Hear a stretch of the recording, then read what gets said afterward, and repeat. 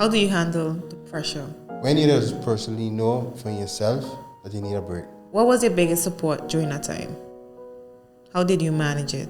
Were you prepared that ultimately he would have passed away, or was it still like a shock to you that it happened?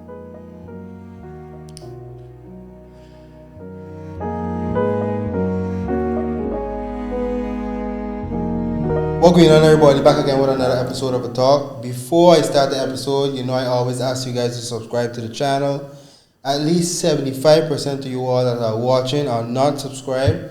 So I wanted to hit the subscribe button and hit that notification bell so you know when the videos drop each time.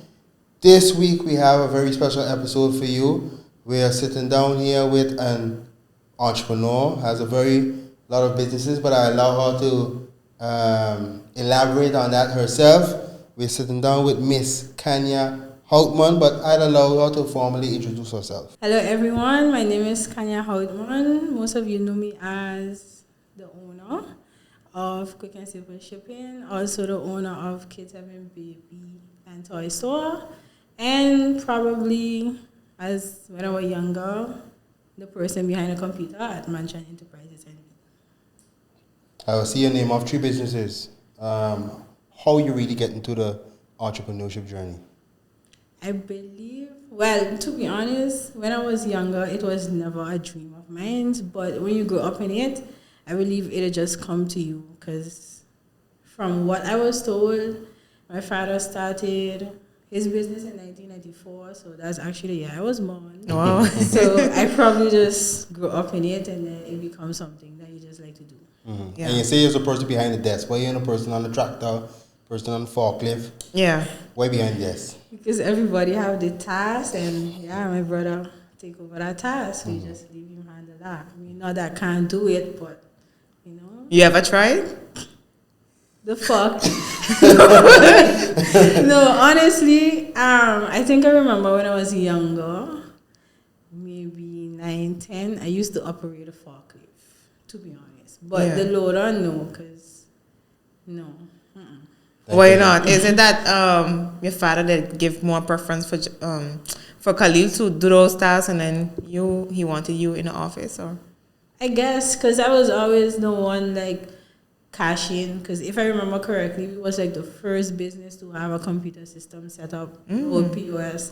So every time the person would come to set it up and stuff, I would be the one he would teach. Because my father wasn't really in a computer thing. So this is like since I 8, 9, growing up. Yeah, I would be the one to have to operate a computer after school, sell stuff, put in stuff, do the inventory, make the bills. That was always me. So. You mentioned your father. For those who are watching might not know who your father is, can you mention him? I believe everybody know my father. But anyway, my father, Khanya Houtman, he passed away in 2017. He was the owner of Mansion Enterprises NV. It was Dead Mansion Hardware. And for those who know him, he was also an electrician. I remember growing up, he had a cosmetic store right there where Shelton is now. He used to sell like powder. It even had a time he was selling jewelry. And fashion jewelry and stuff like that. And then he also used to do numbers. He used to sell numbers also. So I also grew up in that, having to write up the papers, see what number played at night, and yeah. So wow. he do a bit of everything. Yeah. Wow. I didn't pull no wires too, but I do the paperwork, yes. Wow, that's a lot. I didn't even know they had a store where you say Shelton. Shelton yeah, was. it used to be not really cosmetic as in makeup, but I remember us selling baby powder, Jergens cream, those type of stuff. So then at the same time when he had Mansion, he had a store there as well. Also, yeah. And you had to be running there to do administration? That one not really, but I remember being around, yes, because he had employees. But I remember going there, checking in with him when I would go with him. Yeah. Do you know why did he close that store down? To be honest, I can't really remember why. I really can't remember why. But I know I was young. Yeah. I remember it good because how I remember it too, he used to sell those card games. And I remember I always wanted to take up a card game. You want to play the cards, you know. The card game is lottery, you mean? No, card as in the jack and the king, like literal cards. Oh, okay. So he used to sell like those type of small games and stuff like that, and I always want to take up the card games. Well, I see, remember that, for example, you say that straight from school, you're going to work. What was the experiences like? It was enjoyable. How was the experience having to go from school to work? Would you prefer to do something else? How that was like? In the beginning, you know, like when you're young, that is basically all you know. So it's like a fun thing for you. But then when you get older and then, you know, you're around your friends and they want to hang out, for example, but I can't hang out because I have to go help my father by the shop. So you were obligated to? Yeah. So after when you get older, you're like, man, you gotta go up there again. You know, at the teenage age. And then as you get older, you realize that at the end of the day, it's going to benefit you. And to this day, I just be happy that he showed us all the ropes. So, for example, when he passed away, it was easy for us to take over because we already had more or less how to do everything. Yeah. So, actually being there and not hanging out, for example, was a plus for all of us. And when you was working, did you all used to get like a little mini change or like, you know, to put in a piggy bank or something? I think we was all spoiled. You don't even have to ask because they used to make joke with us like when we want something, we will wait till he's sleeping and then we'll be like, Dada, I could get her. And then, of course, and you say yes because he's sleeping. Yeah. We just want to sleep. Yeah. So, but we all of us were spoiled. So you all used to have a tactic that when he goes sleep, ask him for something. Yeah. Most probably you're going to get it. But he always provides, so we was always spoiled because, for example, going to school, I remember I had Timberlands and there was the hottest shoes out back then. So, we were always spoiled. So that was like really a way to act. So, why not help out, you know, here and there? Yeah. You can. So that was like your repay. What you say? Him repaying you back in another way. More or less. Yeah. Well, when you finally came to the realization that, boy, this is actually beneficial to me in the future? I think, well, I mean, most of everybody know that I get pregnant young. So, of course, I had to work. So, even after working by him till 5, I used to go work at another job till 9. So, then, having a child at a young age, you realize that, listen, and my mother, she wasn't strict, but I had to do what I had to do. So, it wasn't that easy. I think that was their tactic of you going to learn so you don't get more. Yeah. So, being like having to work, you realize that okay, and then as you get older, we realize that he was going down because he had to start dialysis 2007. So not 2007, 2010. Yeah. And I was about, I think 15, 16 when he first had to start. So then, you know, when he come back, he would be tired. So then automatically after school I would go. So it make you feel like somewhat okay as a boss because he's tired. So then I have to take over and do everything and make sure everything good. And then seeing it, you know, you realize like, you know, boy, it's a lot better up here. You do your homework, you read a book. He was always go read a book in the corner. You don't have to go nowhere. Go to the library. Do something. Yeah, do something. Yeah. That was always him. So yeah, like I said, it just come normal to us. How was his, seeing that you say he was declining, how was himself? Like, how was he towards you all? To be honest, okay, now we could laugh at it because, you know, but how I found out was I had test week that week and we would see him, but like I say, he always liked to sleep. So he was tired, he would see, because when your body retaining the water, you just get tired. When your kidney failing, you get tired a lot. So I saw him, but I didn't see that, for example, his hands were swell, his foot was already swell because his body was retaining water. Yeah. So when you come from school and you see him, he's sleeping.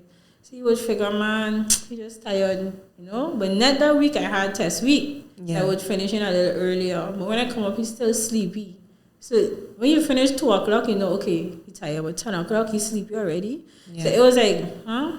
And then somebody come and tell me, like, your father don't look like himself. was like, how? You know? So then I say, watching hands. I watching hands. I'm like, my hands swell. But like, yeah, nothing, stuff like that. So then we had one of the suppliers from the States had come, and he knows us from small also.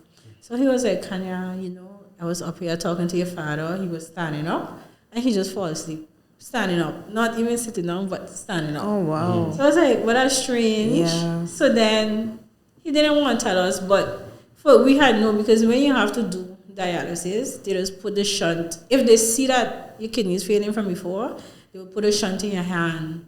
And the shunt is like a small box, I believe. But I used to say having a battery. Because when you touch it, you would feel like something jumping. So they would put that in your hand before, in the event that you have to go on dialysis, it's already there. Because when they have to do it quick, they'll put it in your neck. Okay. So it just leave like a scar-ish. So he already had that.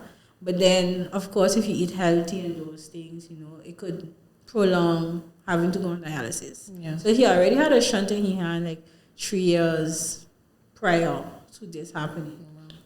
So then when they tell me like, your father looking strange and stuff, I take it upon myself and I went to the doctor. And the doctor was like, you know, your father have to go on dialysis, but he don't want to go. Because of course, it's a big change. You have to travel. It ain't like you could just drive down the road and go and come back. Yeah. So I guess for him, it would have been like, oh, I have to leave and I got my business and stuff like that. So when I went up, I was like, but Dad, you have to go on dialysis. You won't tell us nothing, you know. You have to start. Yeah. And then the next day, it was funny because he had on this long sleeve black shirt. So I like, but you're going to die, just dialysis, you know? Yeah. Okay. So when we went, when they tell me like, you have your tickets, because before then, Zevika would get you the tickets for a whole month. So he had this big booklet full of tickets.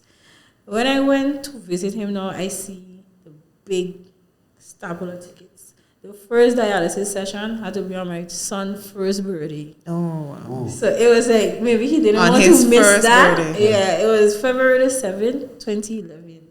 And he didn't went. So it's after you see that and we talk to him and like, you know, you're going to die. It's dialysis. Of course, it's going to be rough. Yeah. But, you know, we all of us here. We could maintain the shop. I could come up after school because he already teach us. Yeah. He decided to go, but then it was like 2 days a week, so it wasn't so bad. Yeah. But that's more or less how it started, especially when you're having kidney failure. For example, your hands going to swell, your foot, you can't sleep. Sometimes you're driving. For example, he used to tell us you're driving and you feel like you want to vomit because your body full of water. So it has some symptoms, but that's how we had found out that it would have lead to that. And can you walk us through through the beginning? Like, can you explain us like, okay, what stages does it have to go for someone before they go on dialysis? Like, do you know the signs? Okay, does it start from diabetes or what? My father had tell us that medications have good and they have bad. And I remember reading up that one of the things that really cause kidney failure is undiagnosed hypertension, which is pressure. Oh. Yeah. So if you have high blood pressure and checking on it, it could cause kidney failure. So what you eat, like you have to be so. But I believe, based on what they tell us, is like it's in a family something. But I remember he used to tell us that he had a feeling that his mother died from that because he was 14 when his mother died. So, but back then they had the knowledge and they had the machines like now. So they didn't really know that, but it was just. And we also had an uncle that had to do dialysis also. So it's like you say you was 15 when you found out, and then he was 14 when he found out about his mother. Yeah. Wow. So maybe that was scary too for him. Okay, he was in 15 when he got on dialysis, but I was 15 around that time. Yeah. Wow. Yeah, so you was telling me about sometimes it have to do with high blood pressure, hypertension that could lead to that. But it is not specifically true diabetes that I think if you leave it untreated, have something to do with it too. But like when I was doing my research and stuff like that, I remember for sure seeing high blood pressure. Yeah. Okay. And it's something that like you say, eating, diet and everything that come towards the thing that Yeah. it came to that? Yeah, for sure. And What you was know, his diet like? everything if you know? that tastes good is bad. Yeah. Go No, ahead. continue. No, go ahead. She was asking about it. Oh, Yeah. Because 2011, I left first to go to Holland. I think you came I think 2013. 2013, somewhere around there. Knowing that your father was sick, how difficult was it for you to decide, okay, I'm going to go Holland? And Holland is a fireplace. Back then, it was like, that's all we know. You know, going to school, you was in a Dutch system. It was like, oh, you have to go Holland. In the beginning, I never wanted to study business, honestly. I remember doing law, social law. In English, it would say. I do designing, but I couldn't draw. So, you know, I ended up scratching that. And then it wasn't working out for me in Holland. So I was like, let me try Curacao because you don't want to give up. Yeah. At the end of the day, you still want a diploma, but let me try Curacao, see how it goes. And then I went on the University of Curacao website and I said, man, let me try business. And the first couple of months, I had actually liked it. But like, okay, maybe this is for me. Yeah. And especially growing up in it, it was, you know, it had come natural. Yeah. So, but when I was younger, business was never. I remember when I was younger, I even wanted to do physiotherapy. Oh, Yeah, nice. you know, when you're growing Yeah. up, you want to do everything you see. So I wanted to do that too, Yeah. but I like it now, honestly. What was the difference? You said business. It wasn't really something that you would have want. Was your first choice. You go up in a business establishment with and see the different businesses that your father had. What difference did going to school, university, to what you have been already taught growing up? Was a difference? Well, I major financial. Well, I did my major in financial management. So it was more eye openers as to the basics, but then this will teach you more of managing it, more or less. 'Cause those things you know, but you don't know. Let me say it like that. So it was more in depth, and while you read and you study, you're like, oh, interesting, stuff like that. So that, yes, I glad I chose that because now I could also be a helping hand, in mines and help my brother also, so based on the knowledge we learn. Okay. Yeah, and I have a question because you mentioned it. You mentioned getting pregnant at an early age. How did that affect you? First finding out that you're pregnant, and what was your thought process? Because you're still young, you're still going to school. What was that like, being pregnant at a young age? Now, like, as you grow older, because now I am no teen, so as a new adult, let me say it like that, and you watch it, you're like, boy, I was young. But when you're young, you're thinking, you're just that age, like, not that it's cool, but when you're young, you feel like you. So it didn't hit me like now when you look back and you're like, boy, I was very young. I had to be in school, look what we're doing. But if you ask me if I would go back and change it, no, because I grew with him, both of us grew together. So How was that? Okay, you're young in a community. How was that perceived? I don't know, to be honest. I think I just never used to bother. But of course, you will have people watching like, she's so young. And like I said, back then, it was like, okay. But now that you're older, you look back, you're like, when you're that age, you're supposed to be studying, Yeah. Like, for example, me telling my son, like, yeah, go to school, do what you got to do. The only thing he never told me, mama. But when I was young, at your age, you was not pregnant, for example. So now, as you older watch it, you be like, yeah, I should have been doing something different. But I'm glad. My mother she wasn't strict, but I mean, when I wake up in the morning, she didn't drop me school until I drop his school. So I had to be responsible. You get up early, make sure he bathe and get ready, and not even, I drop you school, and then I could carry him school, because I have to work later. No, be ready for 7, so you could drop you and be on time for school, 7:32. So I had to do everything. Like I say, I used to work till 5 on a farm, go to another job till 9, because you got to buy stuff for the child. And because I was young, you want Nike, you want all the expensive things. Yeah. So you had to buy them, you had to work. I think that's why now I can't really sit down, because you're working from 15, 16, all of those long hours. So even when you say, let me take a break home, let me stay home for the day, Yeah. I still gonna end up going to do something, because Yeah. you're so accustomed to working those hours and doing something that it just come natural. Just gotta work. What was what was your biggest support during that time? How did you manage it? I would say my biggest support was my family, for sure, because it was there. Even young, and I had good friends also. I had teachers that would look out for me, and teachers that would, for example, they would bring gifts, because it wasn't something that happened a lot.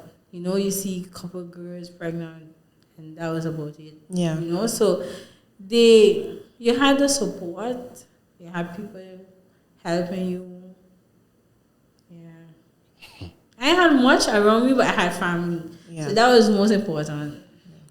Nice. And for, just asking this question because sometimes girls get pregnant at a young age and in their mind, they think like, it's over. I can't go to study, I can't think, but you actually still was able to do those things. So what advice you would give to girls that going through that? I would say it ain't the end of the world. Of course, it ain't something I would recommend. Because, for example, in my case, my father had a business. So work was still there for me, even if he had decided to give me a little salary or something. Yeah. But now you might not be lucky to find a job, because remember, you don't really have no education either, and you have to stop, continue. And yeah, it depends on the age. And if you don't have that family support around you to say, you could go to school and keep the baby, it's okay. For example, when I went to Curacao, my son stayed here with my mother. So I could have still focused, but ain't everybody would have that. What is it? I can't find the word.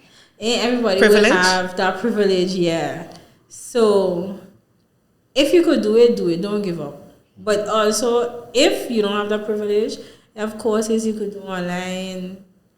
They have, just don't give up. Yeah. 18, you're going to die. And I wouldn't advise the public or anybody to judge them and say, like, oh, she got pregnant young. If you could give a hand, give a hand. If you could give words, it's a word of advice or anything, just tell them. Because you never know what they're battling inside too. It ain't easy, for sure. It wasn't easy then, and I can't imagine it being easy now. What's it like being a mother? Being a mother and being an entrepreneur put together is difficult. That's for sure. Like I say, the support. And my mother was there with Xhernae, she's there with JVN. So even me working, sometimes you want to put in the extra hours, she would hold her. So I could do what I have to do. But it takes a lot, because of course you have to manage the hours with your family, but you also have to make sure that you work up to par.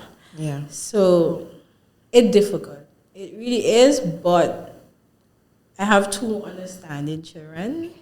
As much as they would say, children don't understand, whatever, they're very understanding. So, for example, if I say, oh, Jamie and Mama have to do so and so, she'll be like, okay, I just watch TV. Yeah. So, but it is difficult. As long as you communicate with them, what you're actually on. Because, of course, sometimes as you get older, they're going to have to do projects. Mm-hmm. So I just make time, to do. Or even if you can't make time, they have so much things now, like educational games, whether it's a video game or a card game, you try to play at least before she goes sleep, knowing that you're tired because you're working. Yeah. And I just always tell persons, like, being an entrepreneur and working for somebody, like when you work for somebody 9 to 5, that's it for you. You know, you do your work, you clock in your hours, that's it. But when you're an entrepreneur, it's like, boy, remember I got this bill to pay, and I got this one to pay. But working for somebody, you don't even know if they're on the last 5 cents. Because once you get your salary and you put in your work, that's enough. Yeah. But now you have to make sure that you have enough to cover your employee salary, because if you don't pay them, you know, they're going to get mad because they got bills to pay too. And you got to make sure your rent pay. You got to make sure you order stuff to keep the inventory up to date. You need to make sure, in my case of work, you have to make sure your service up to par, everybody getting their packages. So it's a lot. How do you handle the pressure? I just breathe. I must say I grew a lot. Having a service-based business, it humbled me a lot. Like things I would react fast to, I would now say, okay, no problem. And then, in what way? Can you give us like situations, examples?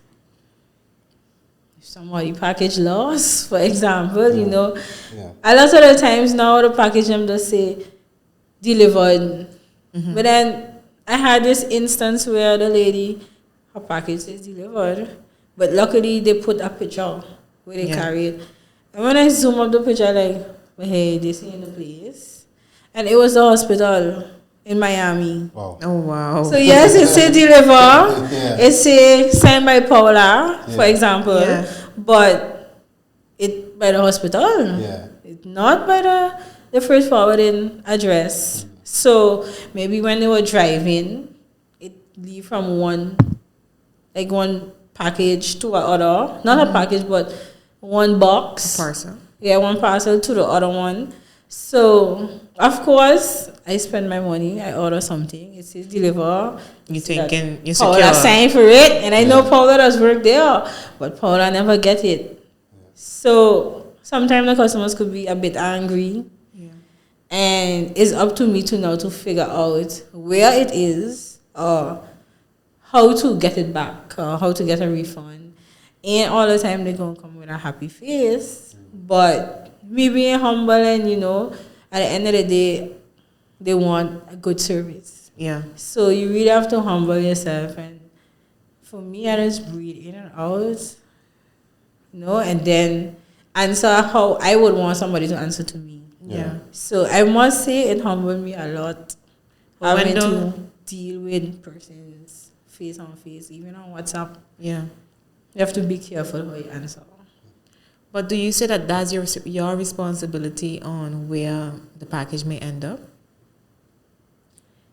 Half. Because I would want to help, knowing that, like I say, it says delivered, but then it was delivered somewhere else. So I would want to try my best. Just like if it was my package, I would want a person to help me at least find it or get a refund. Yeah. So I mostly base my business on how I would want to be treated as a customer also. Because I wouldn't want that you just say, oh, well, you have to order next one. You know? Yeah. So it humbled me a lot. And then you as for example, you say you help with the financial thing where management is concerned, or maybe even get into the quick and simple shipping, the freight, the whole freight forwarding and clearance, or maybe even get into that. For some reason, I believe that the shipping thing, it was always me. Because I remember when I was 17, I couldn't wait to get my first money card. I remember asking the lady by the bank, how old you got to be to get a credit card? She was like 18. So I got a couple more months to go apply. And then when you get a money card, it used to come with $25. So as soon as I got mine, the first thing I bought was this light up unicorn for my son. It was like $19.99. So I was like, okay, I got $6 leave back. So I always was into the ordering thing, and then I think. How long are you doing it now? I believe 3 years. Okay. So it was like 3 years ago, somebody asked me, you could order this for me? And I was like, I never ordered, no, but I never ordered for people, it was for myself. I was like, okay, but we have to find a way to separate it from mine, so I don't really have to open a box and see what you order. Oh. So then I was like, okay, we put my name, but we put your initials in the middle. Yeah. So I used to get these lot of packages, and I just had to wait till they come and check the initial to see who it was on. And then after somebody was like, well, you don't try this? But for me, I just always look at the market because they already had it. Mm-hmm. And the stage is small, so if you don't want to get into something that somebody else already have. Yeah. And I was like, man, try something else. And that's when I started a baby shop. Yeah. Cause I was like, you know, sometimes you just want something for a child to wear, to go out, and then you can't get it here. By the time you order it, it can take too long for the event you want. Yeah. So I started a baby shop, and then I was like, yeah, but I need this thing order. And I looked into it. I remember it was around December time. And it started good. I was like, okay, I got in the hang of this. But before that, I was always a broker. That's customs broker and stuff. Did you do that before you had a baby shop? Or during? Custom broker, I remember doing that from when I was in school in Curacao. Awesome. Oh, Wow. okay. Yeah. And I actually learned it from, I didn't learn it from aduana. I learned it because I wanted to know how to do it for mansion. And I went by somebody who had already know it, and they teach me like in an hour how to do it. So I just used to experiment, and I only used to do it for mansion, so much people didn't know. So sometimes, like when I'm in a class in Curacao, I do my work, but also doing something quick for Khalil because you need to break them off of me. Yeah. So I used to do that from in Curacao, and then it wasn't back then. The customs officers used to do it themselves. So when you go on a bay, you go by them. They would enter everything into Asikura, and then they stamp it and you go. And I think it's about 5 years ago, they started with broker. So then, yes, it was a thing. Let me say like that. Because then you couldn't go by the custom officer no more. So then I was like, maybe I could do this for people, you know. Make a living off of it. Yeah. And that is how I started doing brokerage, and then you get your customers. But it was still a small clientele. Yeah. Like family, friends. Yeah. And me knowing how to do that and adding it with the shipping, it was like boom, one big package. Yeah. You know, you order, you collect, you don't have to do no paperwork. You pick up everything and you're good. So that's more or less how I got a shipping idea, and I started it. It went good. It went great. You know, I like it. It takes a lot out of you, a lot. But I grew to like it, honestly. How many hours do you work on a day? Too much. No, a lot. Honestly, a lot. You never check to see? No, because sometimes even when I finish work 7, for example, I want to maintain consistency. Yeah. I want to maintain consistency. So if your package is supposed to be a Friday, I would want that you get it Friday. Unless it have a delay that I can't control, then it out of my hands. Yeah. So sometimes Thursdays, while everybody's sleeping, I up because I have to finish my paperwork for Friday. Yeah. So it takes a lot of hours. It takes a lot of time. The software itself, I must say that when I see send your invoice, it's not to my business, but it's because you literally have to upload everything. Yeah. For example, if you buy a camera, the camera is one code because everything have a separate code. So the camera is one code, but the lens is another code.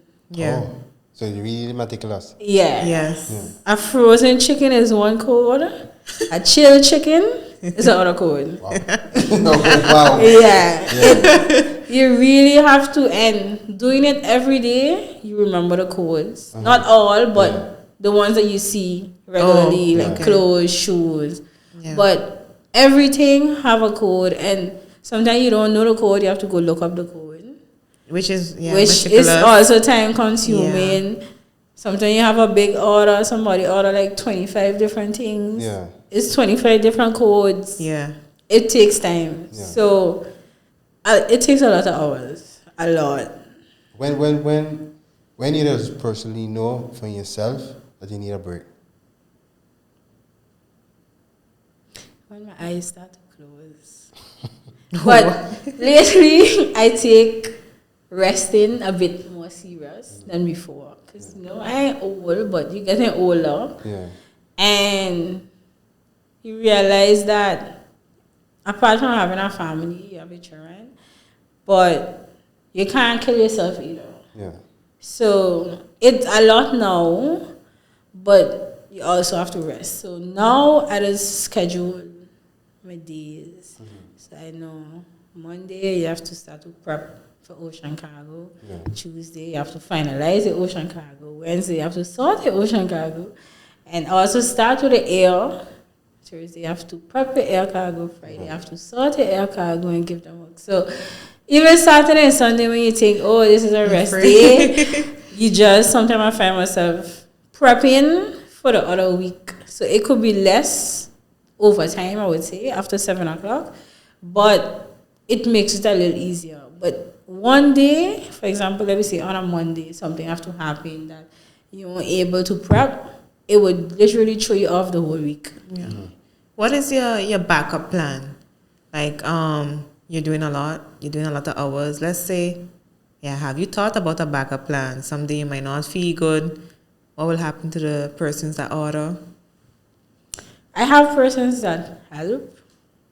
I have friends that help. I have Khalil. I mean, he know 100%. No 16. Yeah. So, I have employees. Let me say, not person. I have employees that could take over. I also taught my niece, because we have quick and simple shipping in St. Martin also, so she pick up things from St. Martin and send it. But she also a boss in Asikura also, because I taught her. So even if I can't do something, I could always call her and say, hey, check this for me or make this document for me. And she also knows to make it. I don't have no questions. Yeah. She just knows to handle it. Okay. So I have people that could do it in the event that they have to take over. Not long term, Like if you for have sure. to go on vacation. But short term, yes. And I could always do it everywhere I go. Unfortunately, I just walk on my laptop. Although they occurs me and be like, yeah, you're going on vacation, you work with your laptop, work never ends. Yeah. It's never a vacation. It's just maybe a break that when you come back, you have more to do than you leave. Yeah. So I just always work with it where I could always access a document or make a document quick. Once I have internet, you have a document. Let's say, because mentally they gotta do a lot of it, because how you're describing it is a lot you have to do. Because you're gonna eventually at a certain point you may get mentally drained. Yes. What does help you unwind? Well, I consider myself to be very chill. You wouldn't really see me in a party or stuff like that. But sometimes you just go, okay, get a drink, you sit down. I would sit by the beach, for example, and just chill. Or these days, I find myself reading a lot.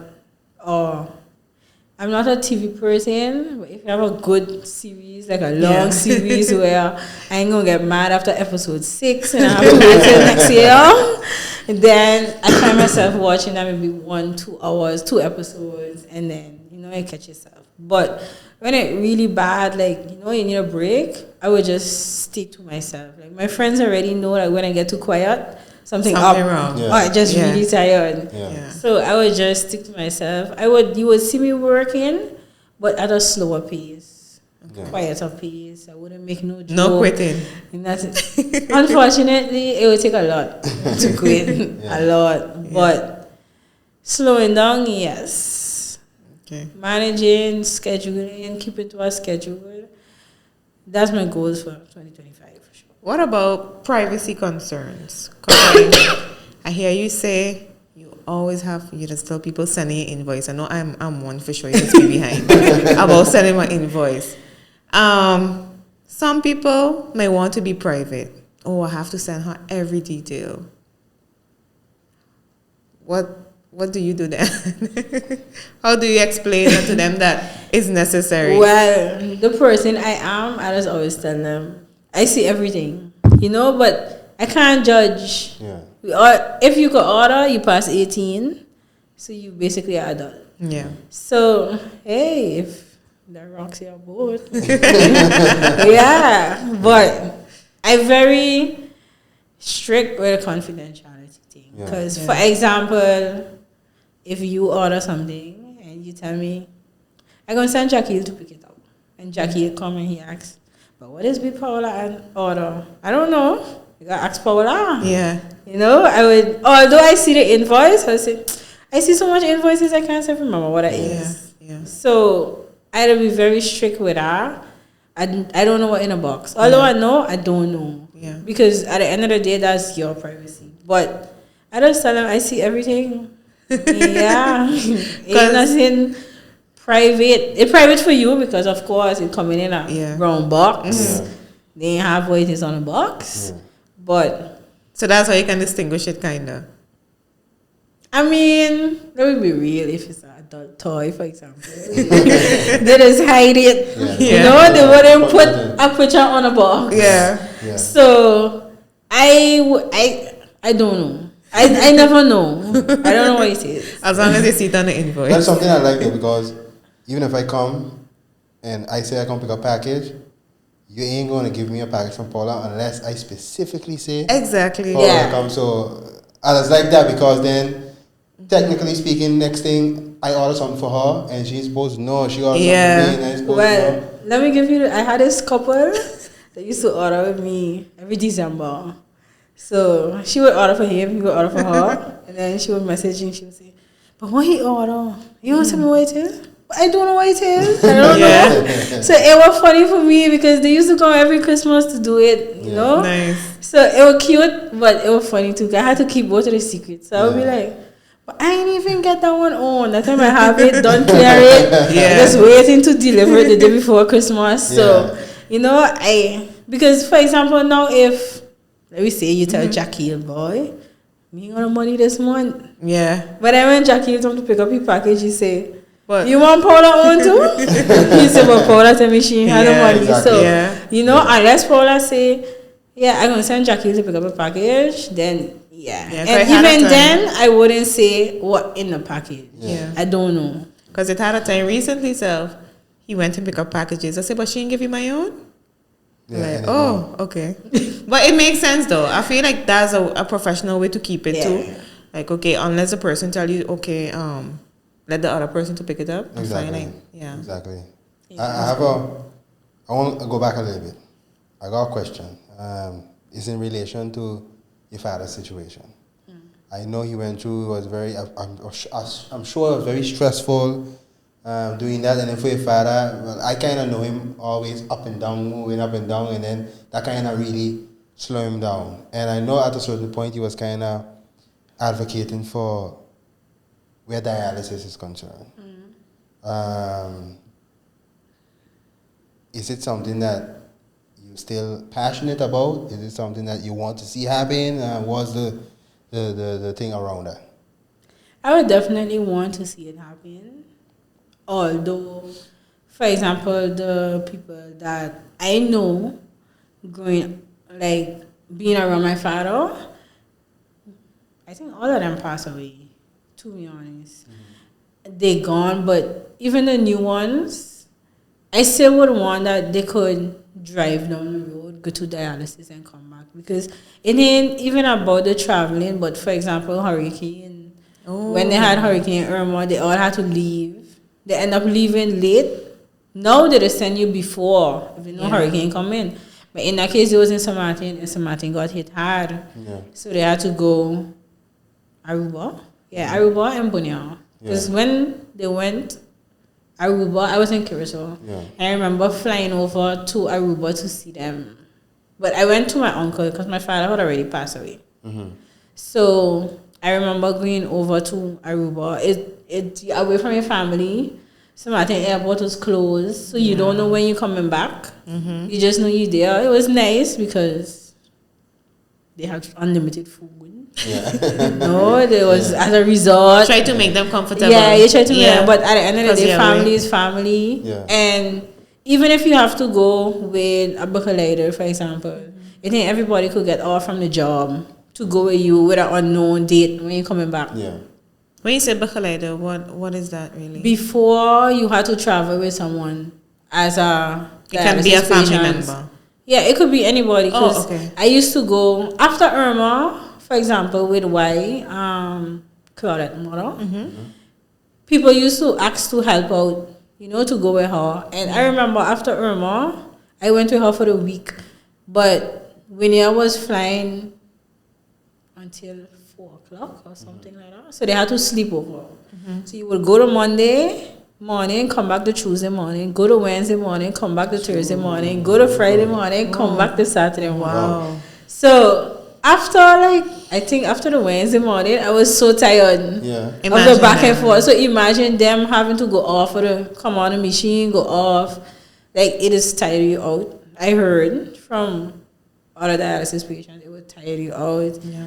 You're getting tired in your body. So in only about now, as in like the present time, but hurricanes. Let me see you missing Easter holidays, for example. Dialysis don't really have holidays. Good Friday, you're traveling. Yeah. I think you just get maybe New Year's off, but not Christmas. Or they adjust it a bit. But before Christmas, if it falls on a Monday, Wednesday, Friday, You gotta go. you gotta go dialysis. So you missing a lot. If you're young, for example, a young person, you have to hope that you don't have to leave your job. Because remember, you coming back tired. Even if you come back early, you're coming back tired. So ain't a guarantee you could go in the office. Yeah. Dialysis is 3 times a week. So you basically only working Tuesday and Thursday. Whereas if you have a dialysis center here, maybe you could choose to go on from maybe 3 to 7. So you done put in the hours at your job. After you finish 7 o'clock, you go home and you sleep. Wow. You going through it with your father, you see like the room, the setup, and so forth, right? You were able to see that. Is it something humongous? Is it something big? Like, okay, boy, that definitely can work on station. To be honest, no. It's just a room. Just like in here, it's just a room with beds. They have the machine, and they make it comfortable because some of the machines have like a small TV in front of them that you can watch. But it's just a room with machines. And Well, the what a machine exactly doing? Because I really don't know. The machine filtering knowledge. blood. So, like for example, when I used to visit my father, you would see, okay, he had it in your hand. So you would see like the blood running through, going through the machine, and coming back out. Oh, so it's like a cleansing your blood. Yeah. Oh, okay. But it have a special water. That's the important part. You have a special water that they have to use because remember green. So it's basically you telling me Yeah. it's a water and a machine they need. But does it require some type of specialty? Yeah, for sure. But I remember going to a dialysis center in Holland where I went to visit somebody, and there they just teach you how to hook up yourself to the machine. Oh. If you want to learn then. Yeah. Yeah. So they teach you, so then, of course, you still require a dialysis nurse, but then they still in there behind you 24/7, Yeah. for example. And they also have the other dialysis where you can hook it up yourself home. So you hook it up, and while you sleeping, you dialyze it. Wow, that's So so that convenient. also better if you have a job, Yeah. Yeah. but they don't have that here. I find that is so convenient. Like you said, you can do it in the comfort of your own home. I don't know. How big is the machine? I think the machine is about tall like this. And how wide? It ain't nothing big. It's I don't- really, you can push it around. I don't want to get into the to the thing of it, but could you see any reason why it wouldn't be feasible to have it here? It's expensive because I remember when my father first started in 2011, it was like $1,600 session. I would say maintenance. You need to make sure, for example, the electricity. You don't want to be on a dialysis machine and current go off. Yeah. You need to make sure you have the water, the pure water. I think it's a pure water. Let me say it like you have to make sure you have the special water Yeah. that it need. You need a nurses. I would say you need a nephrologist also. Yeah. But a lot of hospitals use rotating nephrologists. Because back then, one used to come from Curacao to St. Martin before St. Martin had their own nephrologist there. If it's feasible financially, if you get other islands, yes. For station alone, maybe not. Because I'm not sure how much dialysis patients they have now. I think maybe 5. So maybe you would need 1-2 machines and just split it half day. Yeah. But Sabre also have dialysis patients. Yeah. Maybe they could come across too. Maybe easier for them. So if you combine it, probably yes. But maybe they're looking in a financial term for station alone. No. But then if you look at it from a long-term perspective, like the amount of time they have to fly, it's still more economical. Yeah. Because Half. Because, if you watch it from a business term, you don't want to start something that, you need it, but then you have to pay the nurse, you have to buy the material, maybe you pay rent, depends on where you put it. Yeah. So it needs to be able to pay for itself, more or less. But as a patient, as a family of a patient, of course, you would push for it because it there. You just station small, everywhere's 5 minutes. If I could drive my aunt or uncle, God forbid, there and pick them up, why not? Yeah. And they just go along with the day, why not? Instead of having to fly jet lag, not jet lag, but the plane will tired you. Yeah. The traffic, the heat, you're sitting down. You're tired. Before, they had specific times that they would go on dialysis. So sometimes you reach 8, but then you start for 11, because it used to be 4 hours. Yeah. So you would finish for 3, going on 4. And then when you finish, the taxi waiting for you, because you have to go back to the airport, you have to catch money out. So how long did you say, to clarify? 4 hours. On the machine. Okay. Well, in my father time, I know it used to be 4 hours. I wouldn't think that they reduce it, but it used to be 4 hours. And then I remember him telling us stories like, remember they have a needle in your hand, the blood going through the needle. So when they take it out, they have to put pressure on your hand to stop the blood. So sometimes the blood will just spout out. Oh. So that also take time for them to stabilize you enough that for you to fly. So let me say 4.5 hours. And then you have to hook up. You have to take them back down. For you to go through all of that, it really is tiring. Yeah. So and for that's me, like you have to travel 3 times a week? Yeah. So for me, yes. Yes. If it could come, bring it. Yeah. But I know, for them looking at it from a Financial. business term, they might be like, might be difficult. What does the dialysis do after the person's come off the machine? What is really the purpose? Yes, I understand is to help them get better, but what really does change? Because I understood that you say your father used to get swelling and so forth.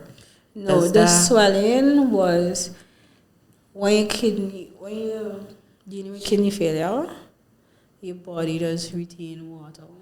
So that would cause your body to, cause your feet and your hands to swell. Sometimes your face get puffy. Your kidney does, how you say, clean your body. Yeah.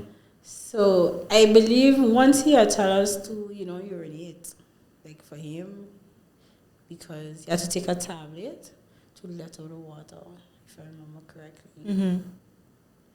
But skip that question before I say something wrong, and then you just edit that. But I can understand it's a long time Two? So like maybe I can't remember all the details, but you understand more. But the thing is, I don't want to say nothing wrong, and then they're like, no, it's the wrong thing. But yeah, skip that part. And I got a question. It might be a kind of a deepish kind of question, but seeing your father, and I know that at a certain point you're seeing it, like the situation getting kind of worse, and you know at a certain point it ain't really getting better. Were you prepared that ultimately he would have passed away, or was it still like a shock to you that it happened? It was a shock because I was like the last person to see him, because I was in St. Martin with him in the hospital like from the week before he decided to go to Colombia. So in my head, I was like, you got hope. You're in Colombia. You're going to get better. Do what you got to do. But also that he can rest. So don't worry. I remember when he was on the airport, he was like, Khanya, take care of the shop. That was before he went in. Literally before he went in the, what do you call that thing? Where you walk through to go to the plane? Yeah. Literally before he went in there, he was like, Khanya, take care of the business. Literally the last words was, Khanya, take care of the business. So I was like, yeah, we can be good. Rest yourself, do what you gotta do, get better and come back. Yeah. So the other day, the day after this is the Saturday, he left to go to Colombia. And the Sunday, I was just driving normal on the road. And that was the same day Mario Timber had passed away also. So it was like two legends passed away the same day. Yeah. Wow. Yeah. Both of them passed away the same day. So I remember passing Happy City because that where he would be. Yeah. And I was seeing everybody, like, it wasn't like how it normally would be. Everybody was just sad. Yeah. Mm-hmm. So in my head, I was like, boy, look how their father gone, It's so sad. Mm-hmm. Not knowing that they called me to come home because my father died too. Wow. So my sister was like, Khanya, where he is? I said, yeah, dropping off something. She like, come home now. So like, well, that sounds strange. Yeah. So passed, and I was like, boy, it's sad. So when I reached home, I was like, my father died. So I said, no, I leave him yesterday. Yeah. He went on a plane. So I was like, no, he died for sure. Mm-hmm. And then the person on the phone was like, can I accept my condolences? Yeah. And it didn't hit me as yet. Because like I said, I just leave him. He was talking good. Yeah. He was walking, everything. When it really hit me is the Monday morning when you take off. Because your father's supposed to be on a flight to go dialysis. And that's when it was like, boy, he didn't make it on for true because he not on that flight. Mm-hmm. Then, yes, I really started to cry and stuff like that. But it was a shock to me because I was so optimistic that you always get help in Colombia. You're going to be good. You're going to come back better than you leave. Yeah. But, yeah. He basically didn't even make it to the hospital. Wow. How would you say it is having a father in your life? Are you a daddy's girl? They say that. Yeah, I do. My mother would make the joke, no, because like my mother tell you, when you reach the teenage years, like you don't want to go up there no more, you want to be with your friends. And she would make the joke with me now, like sometimes my father would call me, like, I don't want to come up there, and he would get angry. Mm-hmm. So I was like, yeah, whatever. In those years. And although she does say, you just like your father, you curse like your father. Not curse bad, but like this fretty thing. Yeah. And although he threatened me the day before, he would call the other day, because I still mad. So he would call the other day, where Khanya? Where she come up the shop today? So I would be like, but you just cursed me yesterday. Yeah, but you gotta come up here. So they always would tease me and say, yeah, you just like your father. Other people would say I look like him. Yeah. Do you think you just like your father? I don't know. Sometimes yes, but like I say, I'm proud of my growth. Yeah. So I'm a lot more humble than he was. Yeah. But half. Yeah. He grew a lot. And how was it having his presence in your life? It was good. he learned a lot. Like I say, he never hide nothing from us. So because of that, it was a smooth takeover, you know, and he was spoiled. The only thing, he was strict on education. I remember one of the things he always used to tell us: "The teacher don't study. It's you got to learn so you can get your salary." Yeah. That famous sentence. Go to the library, read a book. What is one thing that you really enjoy from him that you can remember? Boy, I really enjoyed a moment with him. I would say learning, being around the business, but also he had this way. Every Saturday, he used to take a cut of fruit out of the fridge. And used to make a juice. So up to now, like lately, I've been juicing a lot more. Yeah. And while he's juicing, I just remember what he used to do with us every Saturday. And no matter what he put in the juicer, the juice used to taste good. Yeah. So, like, I do that with my daughter now, and it would bring back memories. Like, well, we used to sit right by the door on this white plastic table. Yeah. And he would put a juicer outside and just take everything, all fruits. Okay, I know green person, no lettuce, but all the fruits he would take out, and we would just make this juice. It tastes good. It tastes good. Yeah. No matter what he put in, it tastes good. Nice. What's your most, well, I should say, what do you enjoy doing with your children? I would say teaching them, just like my father taught me, the business. But, you know, everybody have their own path. So I more think my son gonna follow his father path, and my daughter gonna follow mine. Cause as young as she is, I remember someone come in to pick up a package, and she opened the door and she would be like, "Your package ain't ready yet. Come back later." And they would think that I tell her. Yeah. She just know. As young as she is on 6 years old. I remember a time in the car, we were driving, she was like, "Mama, grandma ordered something for me, and it gonna come Friday." So I told her, like, "Who tell you getting packages Friday?" Yeah. So I'm more think she gonna follow my footsteps. And Xhernae love engineering, mechanic, trucks, cars, anything like that. Yeah. So he more in that direction. So you was a teenager. Your son now is a teenager. What was the teenager lifestyle like? It does make me feel old. No, seriously, because like when we as teenagers and your parents ask to show me how to do this on the phone, they be like, "How you don't know that?" Yeah. No, I don't even bother ask. I just don't know. Like, I have an iPhone. He's like, "Mama, you don't know the iPhone could do this?" You know, no, I just want to call and receive calls. Yeah. You know, You're done basic now. Yeah. But I just be like, okay, I guess this is the payback, because we used to do the same thing. But I don't believe in being a strict parent. But I like being open, that they could still talk to you about anything on their own terms. So he might not tell me something when it happened one time, but he's very understanding. So eventually he gonna tell me. So I like to be open. Outside of your father, who inspires you and why? Right now, I would say my brother. Why? Because, he does handle everything so smoothly. I mean, I wouldn't say because of course I have my business managing too, but I still do stuff for mansion. And sometimes when you see the things coming, you'll be like, "Oh, you do this? Boy, it's a big flat rack full of wood," you know? But he don't handle everything smoothly. You know, you wouldn't even know that things bad or he in a mood or he going through it. He just always chill like that. If there was a message you would like to let your children know, what would it be?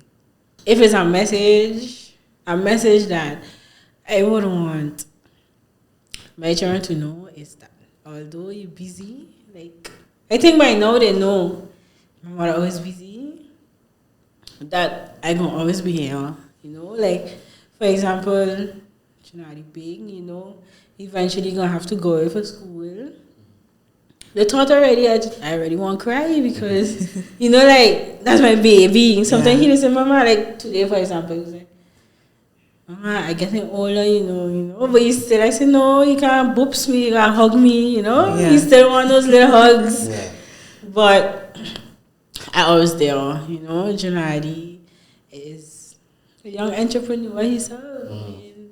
He can wash, he delivery thing, you know. Yeah. But I was behind of him because, for example, when he started a car wash, I know your mother had to come with some personalized air freshener, you know. Yeah. So I always behind of him 150%. Whatever I could do to make this service better, you know that I did. And JVN as little as she is. Yeah, JVN, like everybody that tell me, apple tree don't make pears. So JVN, I know that I have a strong feeling that she gonna be an entrepreneur just like me, but she gonna be a force to be reckoned with. You know, she gonna go out there and do her thing. So just like Xhernae behind you 150%. Whatever you want to do, because she already wants to sell lemonade. So she gonna go have a lemonade stand. Yeah. So if we have to get these personalized bottles, we can get them. But I always there. Whatever they want to do, I always there. That's a lovely message. Yeah, great message for you to run for sure. Khanya, I want to thank you for even having the courage, because I know ain't something you normally do. Not at all. So I don't know if there's any one thing you want to leave for the public. Is there a specific message you want to leave for the public before we close off? I would say, as short and thick as the one sentence would be nice to each other, honestly. Even business world or just talking to somebody, being a friend. Because really and truly, if we watch the news, if we watch around us, nothing getting easier. Yeah. And you just literally don't know when somebody going through something. Just be nice. Like, we don't have to not say bad things, but, you know, if you could give a helping hand, words of encouragement, if you could wake up in the morning, just send, hope you have a good day. You know, just be good to each other, because the world ain't easy for none of us. And like Jackie also touched on, mental health, very important, and we don't look at it enough, honestly. So just be nice to each other. Perfect. Lovely. Khanya, again, I'd like to thank you for coming on the podcast.